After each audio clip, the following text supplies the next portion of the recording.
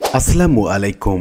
আপনি কি জানতে চান বর্তমানে কোন বেসরকারি ব্যাংকগুলো আপনার সঞ্চয়ের বিনিময়ে সবচেয়ে বেশি সুদ দিচ্ছে? আর সেই সঙ্গে এই ব্যাংকগুলোতে আপনার টাকা রাখাটা কতটা নিরাপদ? তাহলে আজকের এই ভিডিওটি আপনার জন্য। চলুন জেনে নেই কোন কোন ব্যাংকগুলো সবচেয়ে বেশি লাভজনক এবং নিরাপদ। তাহলে শুরু করা যাক। প্রিয় ভিউয়ার্স, আজকে নতুন ভিডিওতে সবাইকে স্বাগত জানাচ্ছি। আপনি যদি আমার চ্যানেলে নতুন হয়ে থাকেন তাহলে এরকম গুরুত্বপূর্ণ ভিডিওর আপডেট পেতে চ্যানেলটি সাবস্ক্রাইব করে রাখুন। ভালো লাগলে লাইক কমেন্ট করুন আর সম্পূর্ণ ধারণা পেতে পুরো ভিডিওটি না টেনে দেখুন। তাহলে শুরু করা যাক। বর্তমানে বাংলাদেশের বেসরকারি ব্যাংকগুলোর মধ্যে সবচেয়ে বেশি সুদ দিচ্ছে চতুর্থ প্রজন্মের কিছু ব্যাংক।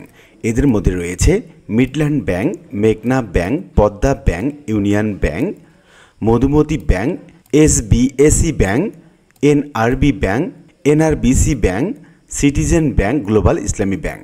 এই ব্যাংকগুলো সাধারণ সঞ্চয়ী দিচ্ছে 2 থেকে 8% পর্যন্ত সুদ, আর মেয়াদি আমানতের ক্ষেত্রে মিলছে 4 থেকে 13% পর্যন্ত সুদ, যা দেশের অন্যান্য সব ব্যাংকের তুলনায় অনেক বেশি। চলুন একটু বিশদভাবে আমরা দেখে নেই।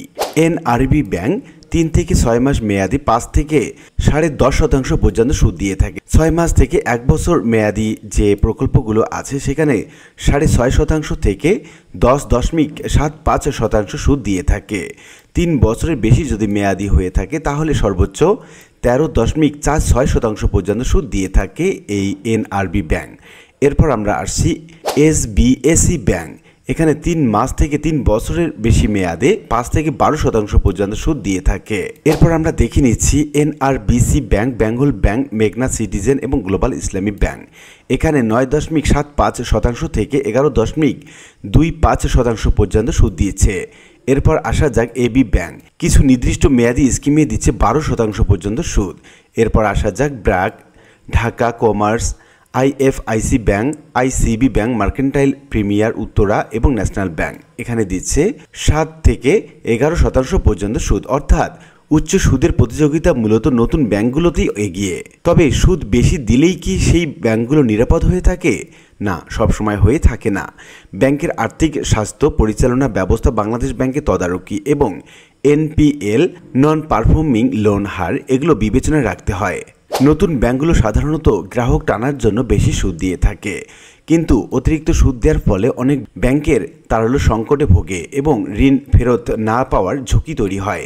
সুতরাং হাই ইন্টারেস্ট, হাই রিস্ক, এই বিষয়টি মাথায় রাখতে হবে। আপনার আমানতের সুরক্ষার জন্য কিছু বিষয় দেখে নেওয়া যেতে পারে।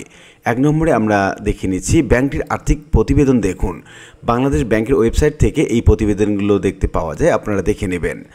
এনপিএল হার কেমন, অর্থাৎ ঋণের টাকা ফেরত পাচ্ছে কিনা সেই বিষয়টা আপনাকে দেখতে হবে। 3 নম্বরে আপনাকে যে বিষয়টি খেয়াল রাখতে হবে, বাংলাদেশ ব্যাংক কি কোনো জরিমানা কিংবা পর্যবেক্ষণ দিয়েছে কিনা সেই বিষয়টি আপনাকে দেখতে হবে। 4 নম্বরে যে বিষয়টি আপনাকে খেয়াল রাখতে হবে, গ্রাহক সেবা এবং খ্যাতি কেমন রয়েছে। এবং 5 নম্বরে সবচেয়ে গুরুত্বপূর্ণ যে বিষয়টি, সুদের হার টেকসই কিনা নাকি সময়ের সাথে সাথে বন্ধ হয়ে যাবে, এই বিষয়টিও খুবই গুরুত্বপূর্ণ। যদি সুদের হার বেশি হয় কিন্তু ঝুঁকি কম থাকে তাহলেই সেই ব্যাংকে আপনার জন্য উপযুক্ত হতে পারে। তো বন্ধুরা, আজকের আলোচনাতে আমরা যে বিষয়টি জানলাম, কোন কোন ব্যাংক বেশি সুদ দিচ্ছে, এসব সুদের হার কতটা টেকসই এবং গ্রাহকের হিসাবে কিভাবে আমানতের সুরক্ষা নিশ্চিত করবেন। মনে রাখবেন, শুধু সুদ নয়, নিরাপত্তা, গ্রাহক সেবা, দীর্ঘমেয়াদী স্থিতিশীলতাও খুবই গুরুত্বপূর্ণ। আপনার যদি কোনো প্রশ্ন থাকে তাহলে কমেন্ট করে জানাতে ভুলবেন না। ভিডিওটি ভালো লাগলে লাইক দিবেন, শেয়ার করুন এবং আরও এরকম নতুন নতুন গুরুত্বপূর্ণ তথ্য পাওয়ার জন্য চ্যানেলটি সাবস্ক্রাইব করুন। ধন্যবাদ সবাইকে, ভালো থাকুন, নিরাপদে থাকুন। আসসালামু আলাইকুম।